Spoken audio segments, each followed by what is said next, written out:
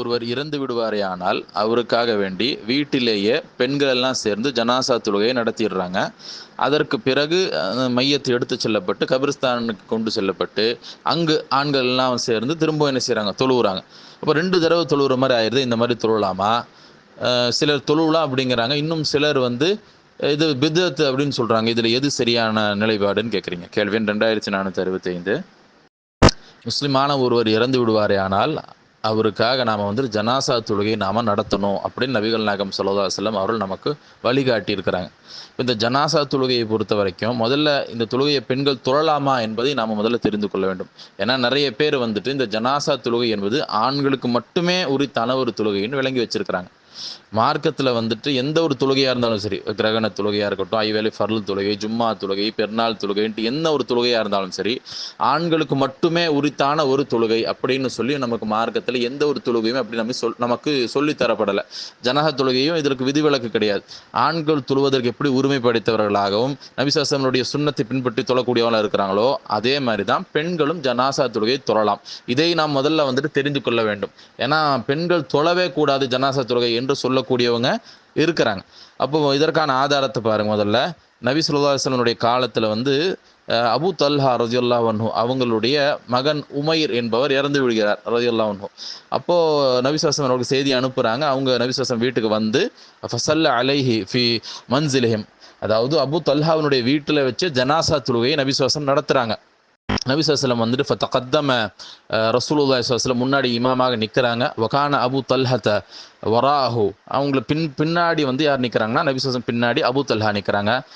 உம்மு சுலைமின் வரா அபி தல்ஹா, அபு தல்ஹாவுக்கு பின்னாடி அடுத்த சஃப்பு போல் யார் நிற்கிறாங்க, அடுத்த சஃப்பாக உம்மு சுலைம் அவங்க நிற்கிறாங்க, அதாவது குழந்தையினுடைய தாயார். அப்போ நபி ஸல்லல்லாஹு அலைஹி வஸல்லம் முன்னாடி நிற்கிறாங்க, அவங்களுக்கு பின்னாடி அபு தல்ஹா, அவங்களுக்கு பின்னாடி உம்மு சுலைம் ரலியல்லாஹு அன்ஹுமா அப்போ நிற்கிறாங்க அப்படிங்கிறது இந்த ஹதீஸ்லேருந்து நமக்கு தெரியுது. நபி ஸல்லல்லாஹு அலைஹி வஸல்லம் என்ன செய்கிறாங்கன்னா தொலை வைக்கிறாங்க.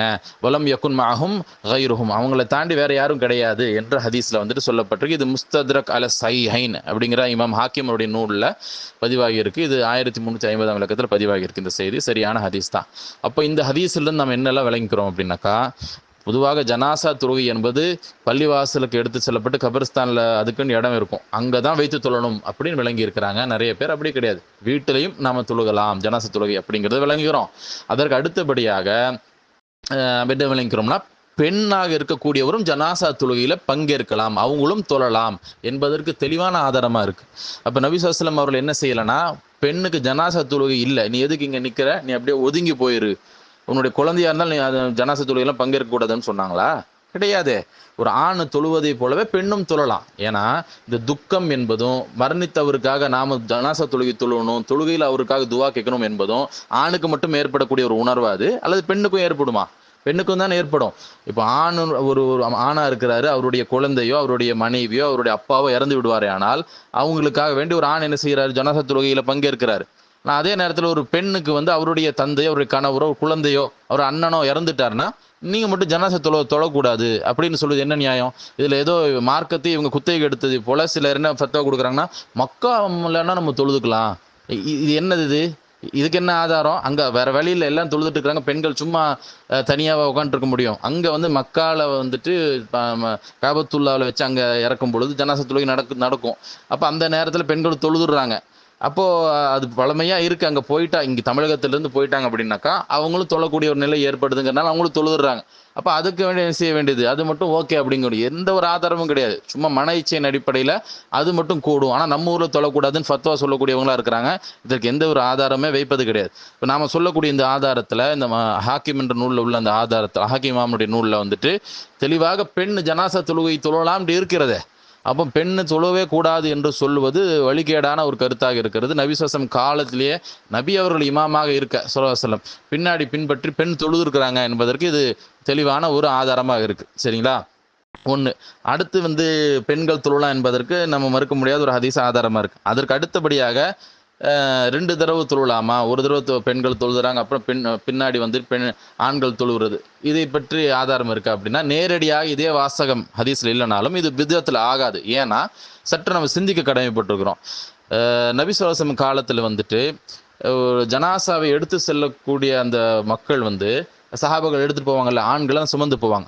அப்போது அந்த நேரத்தில் நபி ஸல்லல்லாஹு என்ன சொல்லியிருப்பாங்க அப்படின்னாக்கா, நுஹீனா அனித்திபாயில் ஜனாயிஸ், பெண்களை வந்துட்டு ஜனாசாவை பின்தொடர வேண்டாம் என்று நபி ஸல்லல்லாஹு அலைஹி தடுக்கிறாங்க. ஆனால் வலம் யுஅஸம் அலைனா, ஆனால் ரொம்ப அப்படி என்ன சொல்கிறது, ரொம்ப கண்டிப்புடன் நபி ஸல்லல்லாஹு அலைஹி என்ன செய்யலை அப்படின்னாக்கா தடுக்கலை. அதுக்கு இது வந்து புகாரில் 1278 இலக்கத்தில் உள்ள ஹதீஸ். இந்த ஹதீஸ் நாம ஏன் சொல்கிறோம் அப்படின்னாக்கா, பொதுவாக ஜனாசா தொழுகைங்கிறது எப்போ நடக்கும், இந்த மையத்தை எடுத்துட்டு போய் அவங்க போய் என்ன செய்வாங்க, அதாவது கபரில் வைப்பதற்கு முன்பாக பள்ளிவாசல் அருகாமையில், பள்ளிவாசலையும் வைக்கலாம், பள்ளிவாசல் அருகாமையில் வச்சு என்ன செய்வாங்கன்னா அங்கே ஜனாசா தொழுகை தொழுது அதுக்கு பிறகு தான் அடக்கம் செய்வாங்க. அப்போது பெண்களும் வந்துட்டு வந்திருந்தாங்க அப்படின்னாக்கா அவங்களும் என்ன செஞ்சிருப்பாங்க, ஐவேளை தொழுகை நபி ஸல்லல்லாஹு அலைஹி காலத்தில் பெண்கள் பின்பற்றி தொழுகை தானே செஞ்சிருக்காங்க நபி ஸல்லல்லாஹு அலைஹி அவர்களுக்கு பின்னாடி. அந்த மாதிரி பார்த்தீங்கன்னா ஐவேளை தொழுகைக்கு அவங்க அனுமதி கொடுக்கணும், அதுக்கு அனுமதி கொடுப்பது கிடையாது. அதுக்கு முதல் மறுக்க முடியாத ஆதாரம் இருந்தும் கூட பெண்களுக்கு வந்துட்டு அனுமதி மறுக்கப்படுவதையும் நம்ம காண்கிறோம். பெரும்பான்மையாக இப்போ சட்டத்தை விளங்கி இப்போ அல்ஹம்துலில்லாஹ் ஓரளவுக்கு பெண்களுக்கு அனுமதி வழங்கப்படுகிறது, அதற்கு தனியாக இடம் ஒதுக்கப்படுது. சரி, இது ஒரு ஒரு விஷயம். அப்போ இவங்க ஏன் அந்த மாதிரி பெண்கள் நபி ஸல்லல்லாஹு அலைஹி காலத்திலேயே வந்து ஒரே நேரத்தில் பெரிய சஃபா, இப்போ ஆண்கள்லாம் நின்று தொழுவதை போல பின்னாடி பின்பற்றி பெரிய அளவில் பெண்களும் தொழுதுருக்குறாங்க அப்படிங்கிறதுக்கு ஆதாரம் இல்லை அப்படின்னாக்கா, நம்ம பார்த்த வரைக்கும் இல்லை. காரணம் என்னன்னாக்கா, நபி ஸல்லல்லாஹு அலைஹி ஜனாசா எடுத்து சென்ற முறை ஒரு காரணம். ரெண்டாவது, நபி ஸல்லல்லாஹு அலைஹி அவர்கள் பெண்களுக்கு தடை செய்திருந்தாங்கல்ல, ஜனாசா பின்தொடராதீங்க, ரொம்ப ரொம்ப ஸ்ட்ரிக்டாக சொல்லலை. ஒருத்தங்க 2 பேர் பின் தொடர்ந்து இருந்தாங்கன்னா கூட நபி ஸல்லல்லாஹு அலைஹி வந்து என்ன செய்யலைன்னா வரவே கூடாதுன்னு சொல்லலை, ஓரளவுக்கு என்ன செஞ்சுருக்காங்கன்னா நீங்க தவிர்த்துருங்க, வேண்டாம் அப்படிங்கிற அளவுக்கு நபி ஸல்லல்லாஹு தடுத்திருக்கிறாங்கன்றது நம்ம இந்த புகாரில் 1278 ஹதீஸ் இருந்து விளங்குது. இதுக்கு ஏன் அந்த மாதிரி செஞ்சிருக்கிறாங்க, மென்மையான கண்டிப்பு, அதாவது மென்மையான முறையில் தடை செஞ்ச காரணம் என்னன்னாக்கா, நபி ஸல்லல்லாஹு அலைஹி காலத்தில் வந்துட்டு ஜனாசாவை வந்துட்டு அஸ்ரிஉ பில் ஜனாசதி, ஜனாசாவை விரைவாக எடுத்து செல்லுங்கள் என்று நபி ஸல்லல்லாஹு அலைஹி என்ன செஞ்சாங்கன்னா நான் வழிகாட்டி இருந்தாங்க. அது நல்லவருடைய உடலாக இருந்துச்சுன்னா நல்லதை நோக்கி கொண்டு செல்றவர்களாக நீங்கள் இருப்பீங்க அதுக்கு அப்படின்னு சொல்லி நபி ஸல்லல்லாஹு அலைஹி சொல்கிறாங்க. அப்போ சீக்கிரமாக எடுத்து செல்லுன்னு சொல்லி நல்ல ஜனாசாவாக இருந்தால் அந்த ஜனாசா சொல்லும் அப்படிங்கிற செய்தியும் ஹதீஸில் உண்டு. இது 1315 இலக்கத்தில் ஜனாசாவை விரைவாக கொண்டு செல்லுங்கள் என்ற ஹதீஸ் வந்துட்டு இடம்பெற்றிருக்கு. அதே போல் 1314 இலக்கத்திலும் நீங்கள் வந்துட்டு பார்க்கலாம் இது போன்ற கருத்திலான ஹதீஸ். அப்போ ஜனாசாவை எடுத்து செல்லும் பொழுது இறந்த பிறகு அது வந்துட்டு தேவைக்கேற்ப நம்ம அதுக்கு தாமதம் ஏற்படுத்திக்கலாம். இப்போ மற்றவங்கெல்லாம் வராங்க, ஒருத்தர் மகள் வந்துட்டு வெளியூரில் இருக்காங்க, அவங்க வந்து சேர்றதுக்கு டைம் ஆகும் அப்படின்னாக்கா சில மணி நேரம் அல்லது ஒரு நாள்னா கூட பிரச்சனை கிடையாது, 2 நாள்னாலும் பிரச்சனை இல்லை. அவங்க வருவாங்க, நம்மளுடைய மையத்தும் நல்ல மட்டியில் அவங்க வச்சிருக்க முடியும். அப்படிங்கும்போது அந்த மாதிரி இன்றைக்கி தான் கூலர் பாக்ஸ் எல்லாம் இருக்கு இல்லையா, அப்போ நாம் வச்சுக்கிட்டு என்ன செய்கிறோம்னா அவங்க வரணும் அப்படின்னு நம்ம வந்துட்டு அவங்களுக்காக ஒரு நாள் வெயிட் பண்ணுறதுங்கிறது மார்க்கத்தில் தடையெல்லாம் கிடையாது. அந்த மாதிரி நம்ம செய்துக்கலாம். ஆனால் ஜனாசாவை ஒன்ஸ் நம்ம கையில் சுமந்துட்டோம், தோளில் சுமந்துட்டோம் அப்படின்னா அப்போ நம்ம என்ன செய்யக்கூடாது, டிலே பண்ணக்கூடாது, அப்படியே ரொம்ப ஆடி அசைஞ்சிக்கிட்டு போகக்கூடாது. இப்போ அதற்கு ஆதாரம் பாருங்க, நாம சொன்ன இந்த ஒரு ஹதீஸும் ஆதாரம், புகாரில் சொன்ன இந்த 2 ஹதீஸ் நம்ம நம்பர்கள் சொன்னோம் இல்லையா, 1315 சொன்னோம்ல, அதுவும் ஆதாரம். அதற்கு அடுத்தபடியாக நசாயில வரக்கூடிய ஹதீஸ் பாருங்க. இதுல வந்து அப்துர் ரஹ்மான் பின் சமூரா என்பவர் இறந்துடுறாங்க.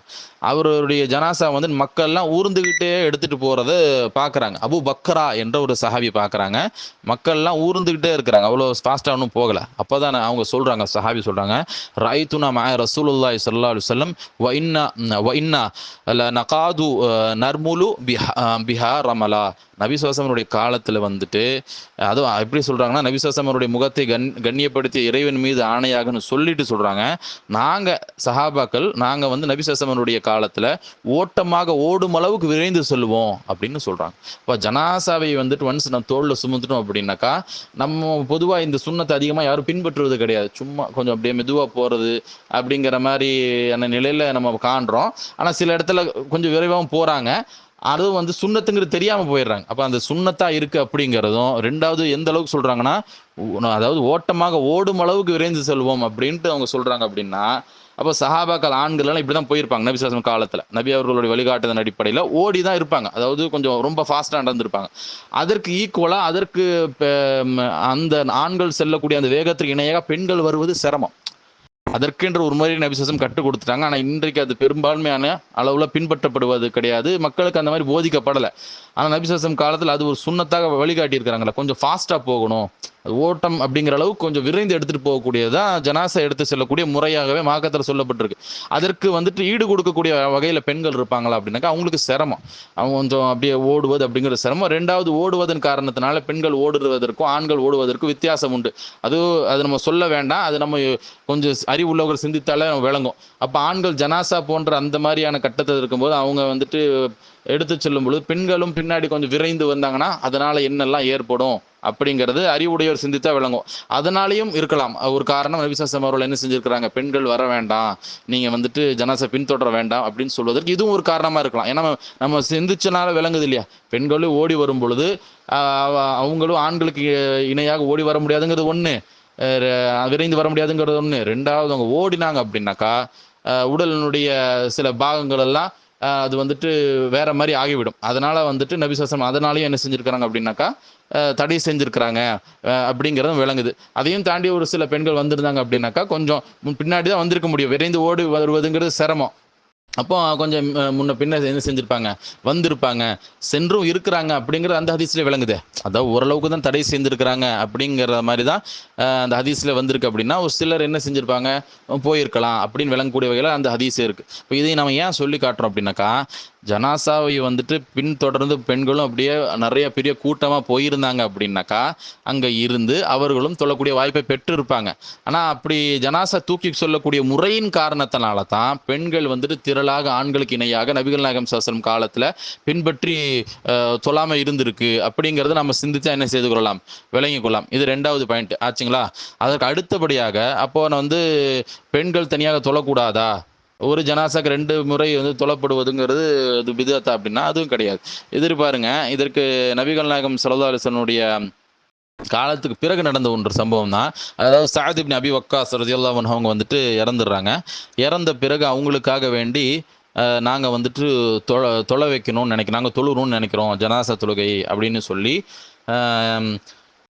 நபி நபி நபி சுவசமனுடைய மனைவிமார்கள் என்ன செய்கிறாங்கனாக்கா கோரிக்கை வைக்கிறாங்க. அப்போது அவங்களுடைய அந்த பிரேதம் வந்து கொண்டு வரப்படுகிறது, பள்ளிவாசலுக்குள்ளே கொண்டு வரப்படுகிறது. நபிசுவசலம் அவர்களுடைய அன்னையர், நபிசுவசலமனுடைய மனைவிமார் இருக்கிறாங்க இல்லையா, முஃமின்களுடைய அன்னையர்கள், அவங்களுடைய அவங்க துணைவியருடைய அறைகளுக்கு அருகில் கொண்டு வந்து வைக்கப்படுகிறது. என்ன செய்கிறாங்கன்னா அவங்க தொழுகிறாங்க. தொழுது விட்ட பிறகு அந்த அவங்களோட பிரேதம் வெளியே எடுத்து செல்லப்படுகிறது. அப்போ மக்கள் எல்லாம் வந்துட்டு பேசிக்கொள்கிறாங்க, இது என்ன, இது பள்ளிவாசலுக்குள்ளே வந்துட்டு ஜனாசா கொண்டு வருது, இதெல்லாம் என்ன, இப்படி எல்லாமா யாரும் செய்வாங்க அப்படிங்கிற மாதிரி மக்கள் பேசிக்கிறாங்க. ஏன்னா இது காலம் பார்த்தீங்கன்னா நபி ஸல்லல்லாஹு அலைஹி வஸல்லம் இறந்து ஒரு 40 வருடங்கள் கழிச்சு தான் சஅத் இப்னு அபி வக்காஸ் அவர்கள் வந்து என்ன செய்கிறாங்க, இறக்குறாங்க. அப்போ சஹாபாக்கள் ஓரளவுக்கும் சின்ன அளவில் அவங்களும் இருந்திருப்பாங்க. நபி ஸல்லல்லாஹு அலைஹி வஸல்லம் இறந்து ஒரு 40 வருடம் அப்படிங்கும்போது சஹாபாக்களும் உயிரோடு இருந்திருப்பாங்க. அதுக்கு அடுத்த தலைமுறையினரும் உண்டாயிருப்பாங்கல்ல. நபி ஸல்லல்லாஹு அலைஹி வஸல்லம் இறக்கும் பொழுது ஒருத்தர் குழந்தையா பிறக்கிறார் அப்படின்னா அவருக்கு அந்த காலத்தில் சஅத் இப்னு அபி வக்காஸ் இறக்கும்பொழுது 40 வயசாச்சு இருக்கும். அப்போ அடுத்த தலைமுறை இருக்கிறாங்க, அவங்களுக்கு என்ன நடந்துச்சு நபி ஸல்லல்லாஹு அலைஹி வஸல்லம் காலத்தில் அப்படிங்கிறதெல்லாம் தெரியாது. சஹாபாக்கள் சொன்னாதான் தெரியும். அதனால தான் அவங்க அன்னை ஆயிஷா ரலியல்லாஹு அன்ஹா அவங்க வந்துட்டு சொல்றாங்க, என்ன சொல்றாங்கன்னா ஃபபலகஹுன்ன அன்னன் நாஸ ஆபு தாலிக், அதாவது சஅத் இப்னு அபி வக்காஸ் அவருடைய உடலை வந்து பள்ளிவாசலுக்குள்ள கொண்டு வந்து பெண்கள் என்ன செஞ்சிருக்காங்க வைப்பதற்கு, அது பெண்கள்னா நபி ஸல்லல்லாஹு அலைஹி வஸல்லம் மனைவிமார்கள் கொண்டு வர சொல்லியிருக்காங்கல்ல, அதற்கு வந்து குறை சொல்றாங்க அந்த மக்கள். இந்த மாதிரி பேசிக்கொள்றாங்க அப்படிங்கிறது அன்னை ஆயிஷா அவங்களுக்கும் தெரிய வருது. இப்போ பலகதாலிக் ஆயிஷா அவங்களுக்கு தெரிய வருது ரலியல்லாஹு அன்ஹா, இந்த மாதிரி மக்கள்லாம் பேசிக்கிறாங்க. அப்போ தான் அவங்க சொல்கிறாங்க, ஃபகாலத் மா அஸ்ரா அன்னாஸ இலா ஐயைபு மாலா இல்ம லஹும் பிஹி, அதாவது மக்களுக்கு என்ன ஆயிடுச்சு, எதை பற்றி அவளுக்கு அறிவில்லையோ அதை பற்றி வந்து அவசரப்பட்டு குறை சொல்கிறாங்களே. பள்ளிவாசலுக்குள்ள ஒரு ஜனாசாவை கொண்டு வரக்கூடாது என்று எங்களை குறை சொல்றாங்க.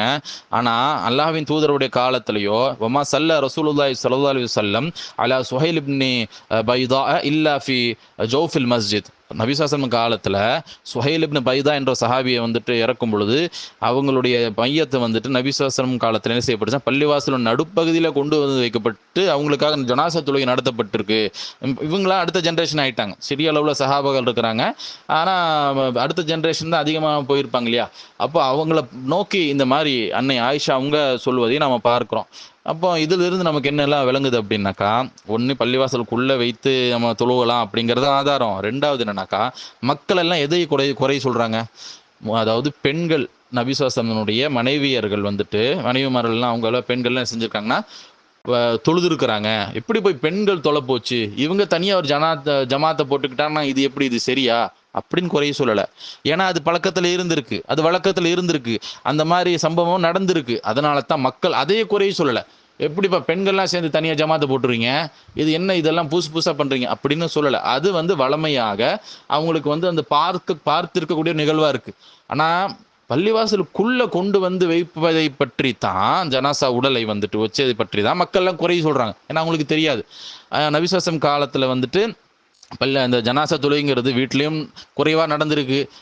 அதே போல் பள்ளிவாசலுக்குள்ளே வச்சும் ஜனாசா தொழுகை நடைபெற்றிருக்கிறது. அதிகமாக பள்ளிவாசலுக்கு அருகாமையிலே ஜனாசா வைப்பதற்கு என்ற ஒரு இடம் இருந்திருக்கு. இன்றைக்கெல்லாம் நம்மளுடைய நாடுகள் எந்த ஒரு நாட்டிலையும் பள்ளிவாசலுக்கு அருகாமையில் கபிரஸ்தான் இருக்கிற இடத்துல எப்படி செட்டப் இருக்குல்ல, அந்த மாதிரி நபிசாசம் காலத்திலையும் பள்ளிவாசலுக்கு அருகாமையிலே ஒரு இடம் அதற்குன்ட்டு இருக்கும். அங்கே தான் அதிகமான தடவைகள் தொழுகை நடத்தப்படும், ஜனாசா தொழுகை. ஆனால் பள்ளிவாசலுக்குள்ளேயும் நடத்தியிருக்காங்கல்ல, அப்போ அதையும் சொல்கிறாங்க.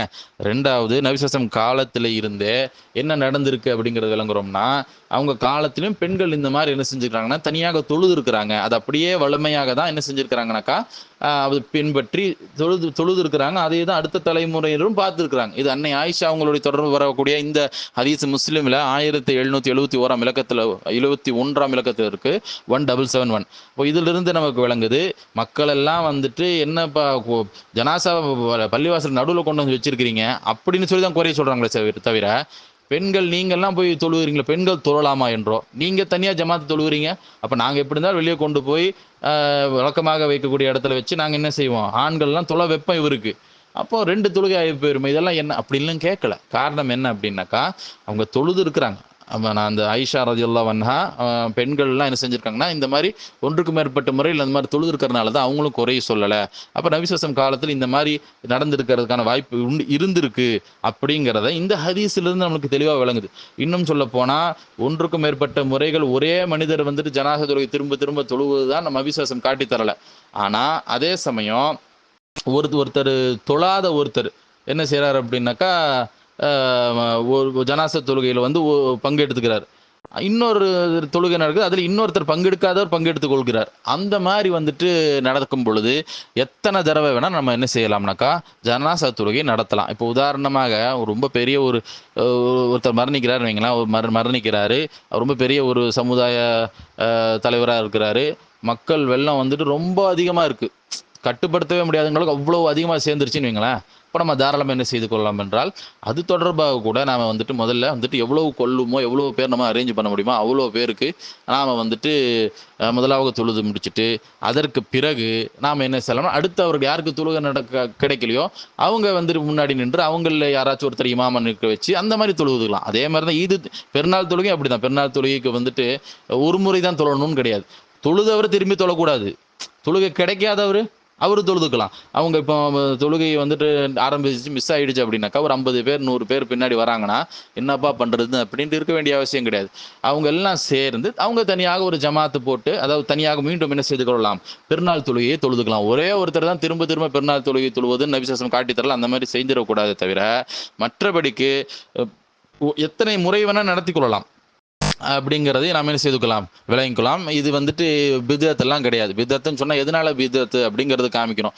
பெண்கள் தொழுலா என்பதற்கு ஆதாரம் உண்டு. அதே போல் பெண்கள் தனியாக தொழுது இருக்கிறாங்க. அதற்கு பிறகு ஆண்கள் இந்த ஹதீஸ்லாம் கூட பெண்கள், அதாவது நபிசாசம் அவர்களுடைய மனைவிமார்கள்லாம் தனியாக என்ன செஞ்சுருக்காங்கன்னா உள்ள பள்ளிவாசலில் வச்சு சஅத் இப்னு அபி வக்காஸ் அவர்கள் ஜனாசா தொழுகை நடத்தியிருக்கிறாங்க.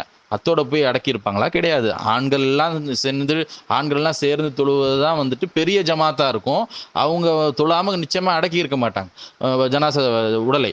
அப்போ என்ன செய்யப்பட்டிருக்கு, வெளியே கொண்டு வரவும் பட்டு அவங்க என்ன செஞ்சுருப்பாங்க, பெரிய சஅத் இப்னு அபி வக்காஸ்க்காக வேண்டி ஆண்களும் தொழுது இருப்பாங்க. தொழுத பிறகுதான் அவங்க அடக்கம் செஞ்சுருப்பாங்க. அப்போ இந்த ஹதீஸிலிருந்து, இந்த சம்பவத்திலிருந்து விளங்குது, ஒன்றுக்கு மேற்பட்ட ஜனாசா தொழுகைங்கிறது நடந்திருக்கு அப்படிங்கிறது விளங்குது.